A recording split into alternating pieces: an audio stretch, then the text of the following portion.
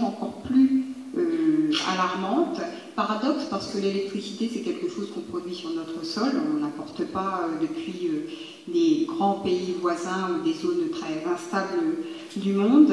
Et on a aujourd'hui un marché d'électricité qui présente cette caractéristique incroyable d'être à la fois en surcapacité et en risque de blackout. Alors comment est-ce qu'on en est arrivé là? Donc je vous le disais, c'est un drame en 3 actes qui s'est joué et je vais rapidement brosser ce drame en montrant finalement comment on a devant nous une suite d'anticipations qui se sont révélées erronées.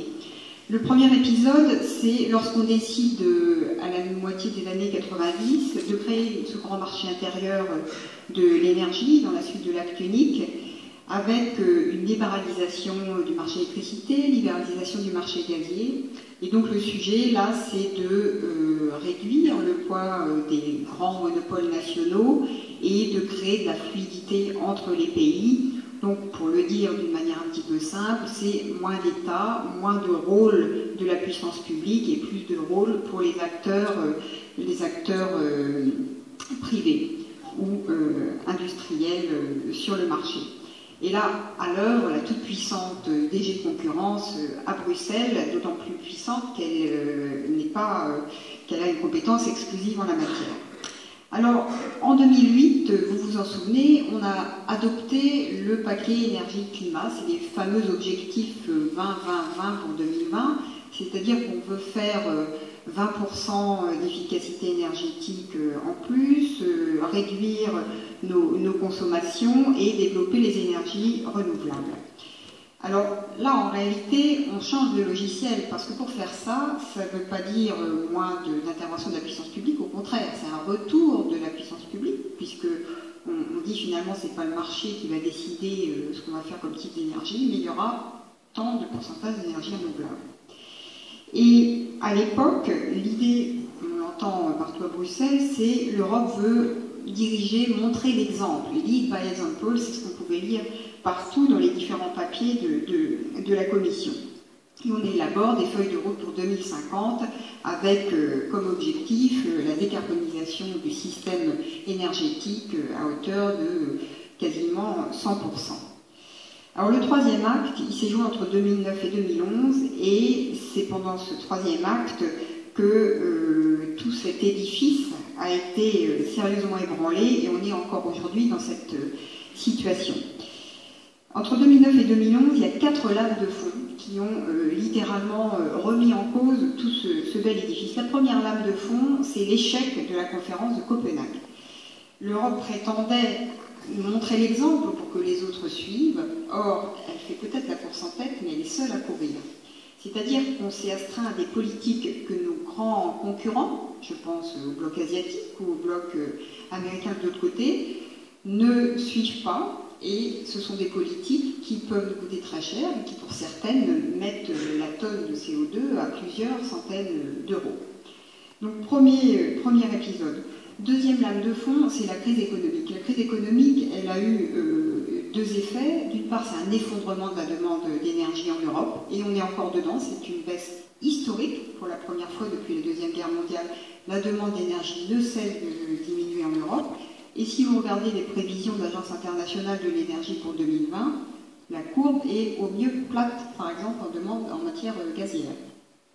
Alors, la conséquence de cela, c'est qu'au même moment où on dit on va remplacer nos énergies fossiles par des énergies bas carbone, qui sont plus coûteuses, qui ont un profil d'investissement très différent, avec beaucoup de capitaux initiaux, eh bien, on fait cette politique à un moment où l'argent est rare et où les États, comme vous le savez, sont dans des situations extrêmement difficiles qui ne leur permettent plus de s'endetter comme ils ont pu le faire par le passé.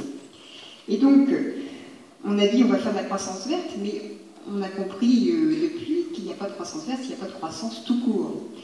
Et c'est dans cette situation qu'on est aujourd'hui. L'autre conséquence de la crise, c'est que ça a conduit à un effondrement du marché des permis d'émission de CO2, ce qui fait qu'aujourd'hui, la tonne de CO2 en Europe ne vaut plus rien, que ce marché ne fonctionne plus, et que par conséquent, il n'y a plus aucun signal envoyé aux investisseurs les incitant à investir dans le bas carbone. En parallèle de ça, et ça c'est la troisième lame de fond, se déroule aux États-Unis en ce moment, en live, la révolution des hydrocarbures non conventionnels. Pourquoi révolution? Parce que, alors que dans l'énergie, on est dans un domaine où les inerties sont fortes, là, ce qu'on voit, c'est qu'en quelques années, les États-Unis se sont imposés comme le premier pays producteur de liquides pétroliers, je mets dedans du gaz, du pétrole et des produits dérivés du pétrole. Et cette révolution dite des gaz de schiste est en réalité de plus en plus une révolution pétrolière, et elle a plusieurs conséquences. La première conséquence, c'est qu'aux États-Unis, le prix du gaz est 3 ou 4 fois moindre qu'en Europe. Or, le gaz, ça n'est pas qu'une source d'énergie, c'est aussi un intrant industriel très important, notamment dans le secteur de la pétrochimie. Et nous avons fait une étude l'an dernier à l'IFRI, montrant les conséquences de la révolution du gaz de schiste aux États-Unis sur la pétrochimie européenne. Parce que souvent on dit, mais oui, voilà, tout ça se passe aux États-Unis, nous, c'est différent. Bien, en réalité, on ne peut pas raisonner en silo. Ce qu'on voit, c'est que là où les coûts de la pétrochimie en Europe étaient les mêmes que les coûts de la pétrochimie américaine en 2005, depuis, les États-Unis ont rejoint le peloton des pays à bas coût de leurs produits pétrochimiques, à savoir le Moyen-Orient, et nous avons rejoint le peloton des pays à coût élevé de leurs produits pétrochimiques, à savoir les pays d'Asie.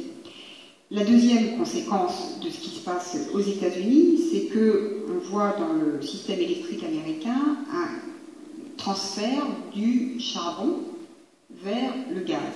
Et où va le charbon américain qui est en surplus? Eh bien, il est importé notamment en Europe, plus encore, puisque nous n'avons plus de marché du CO2 qui fonctionne.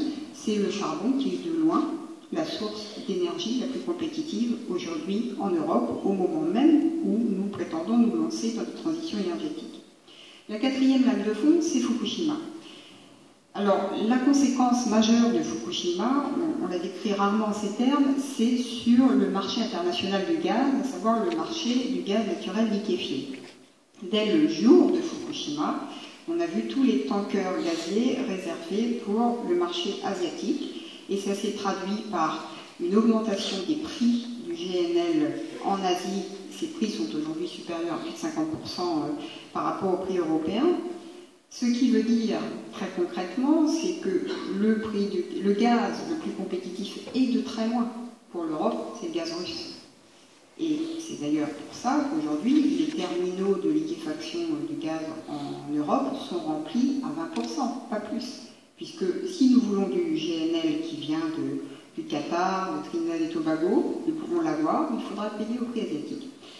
Donc on est dans cette situation extrêmement complexe, et le plus impressionnant, c'est l'absence de résilience du système, puisque on ne s'est pas posé ces différentes questions. Après Copenhague, on aurait dû se poser la question de comment on fait si les autres ne nous suivent pas.